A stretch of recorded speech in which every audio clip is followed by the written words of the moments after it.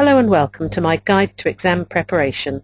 This is intended primarily for students sitting professional exams. Revision. Find a quiet place. If you can't find a quiet place, put in some earphones and play some Baroque music in the background. It'll drown out other noises but shouldn't distract you. Research shows that people remember most from the beginning and the ending of each revision session. Therefore, revise in 20 to 40-minute bursts.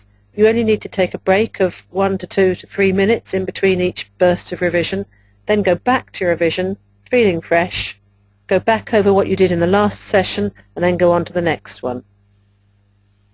If you're handwriting your exam, practice your handwriting when you're revising. Most people don't do much handwriting nowadays. You're all sitting at a keyboard, so practice it. And use post-it notes. Any main points you have to remember, definitions, models, put them on a post-it note and put the post-it note somewhere prominent, like next to the kettle, on a biscuit tin, on the bathroom mirror.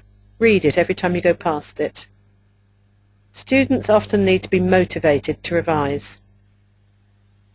Here's a good motivator. Cost. Have you paid for your exam? Or maybe your employer has? Failing it could also delay your career advancement. Resits take time and take money. If you struggled to find time to do the exam preparation first time round, how much more difficult is it going to be to do it the second time round, perhaps with the added pressure of another exam being sat at the same time? My advice to everybody is to give up your social life for a few weeks before the exam. Preparation for the exam. Here's the basic stuff. Where's the exam being held? On what date? At what time? Plan to arrive early, take away the stress, and bring writing materials with you. More basic stuff about the exam. Make sure that you know how long the exam is going to last, how many questions you have to answer, and what the pass mark is. Right, so you get to the exam room. Remember here that first impressions count. The examiner has a lot of scripts to mark, so try and make her job easier. Get her on your side from the beginning. Do this by writing legibly. It makes it so much easier to mark a script. Use lots of space. There should be 4 or 5 clear line space on every page. Underline important points. Lead your examiner through the script. Another thing to think about is examiners are often paid per script. I used to mark papers, and I reckoned that for a 3-hour paper it would take me about 20 minutes to mark. If I was paid £10 a script, I'd be on £30 an hour. A colleague of mine reckoned he was on £60 an hour.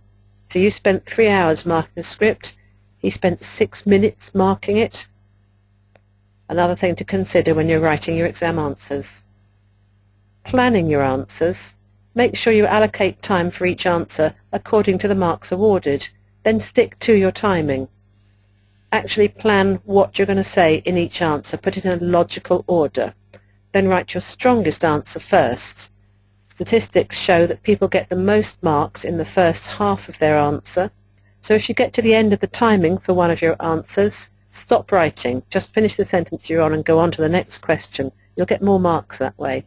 And obviously write your weakest answer last. But make sure that you answer all the questions you're supposed to, or you're not being marked out of 100%, which makes passing the exam that much more difficult.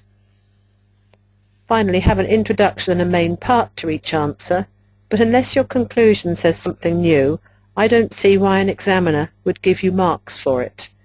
If they've already given you marks for making a point, why would they give you marks again for repeating it in the conclusion? My name is Anne Third. I work for Ian Tate & Co Limited. You can find out more about us on www.iantate.biz. And finally, good luck in your exam.